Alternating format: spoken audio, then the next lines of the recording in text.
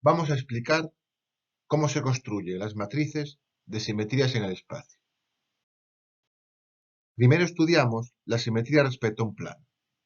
Cada vector se transforma en su imagen especular respecto al plano de simetría.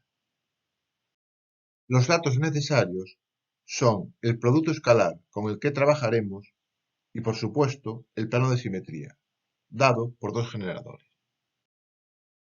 Comenzamos construyendo una base TR3 añadiendo un tercer vector perpendicular al plano. No es una base ortogonal, ya que los dos primeros vectores no tienen por qué ser perpendiculares entre sí. La exigencia es menor que la construcción del giro.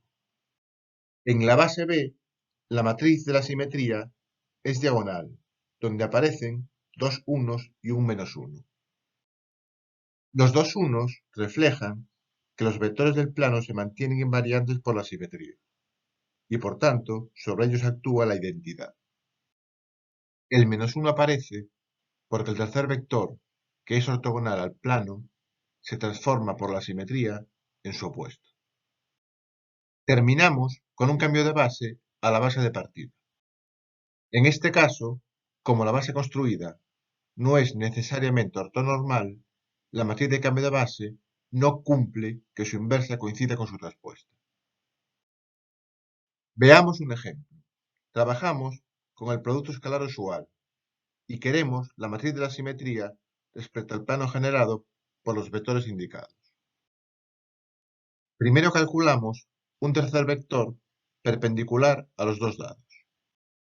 En la base obtenida, conocemos directamente la matriz asociada, según vimos en la diapositiva anterior. Finalmente, hacemos el cambio de base. Recordemos que dado que la base B no es ortonormal, no se puede sustituir la inversa de la matriz de cambio de base por su traspuesta. Otro ejemplo, ahora con un producto escalar distinto del usual. Para calcular un vector ortogonal al plano, hay que recordar usar la matriz de Gram para hacer los productos escalares que igualamos a cero. Es el único hecho en el que influye que el producto escalar no sea el usual. En lo demás, se termina igual que en el ejemplo anterior, escribiendo la matriz en la base B y cambiándola a la base canónica. Veamos ahora cómo se construye en el espacio la matriz de una simetría respecto a una recta. La primera observación a tener en cuenta es que en realidad una simetría respecto a una recta es lo mismo que un giro de 180 grados. Entonces, podríamos usar el método de construcción de giros para obtener la matriz buscada. Sin embargo, es más directo hacerlo, como explicaremos a continuación. Los datos para definir una simetría respecto a una recta son el producto escalar que manejaremos y el eje de simetría, del cual conoceremos un generador.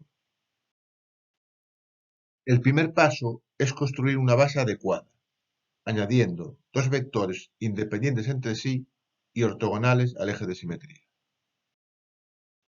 En esa base, la matriz de la transformación es diagonal, con un 1 y dos menos unos sobre ella. El primer 1 corresponde al hecho de que el eje de simetría queda invariante por ella. Los dos menos unos significan que los vectores perpendiculares al eje cambian de signo al transformarse en sus simétricos. Finalmente, terminamos con un cambio de base.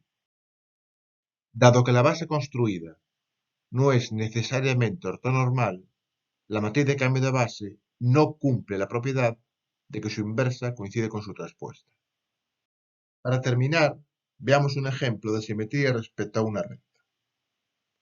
Trabajamos con el producto escalar usual y calcularemos la matriz de la simetría respecto a la recta generada por el vector 1, 1, 0.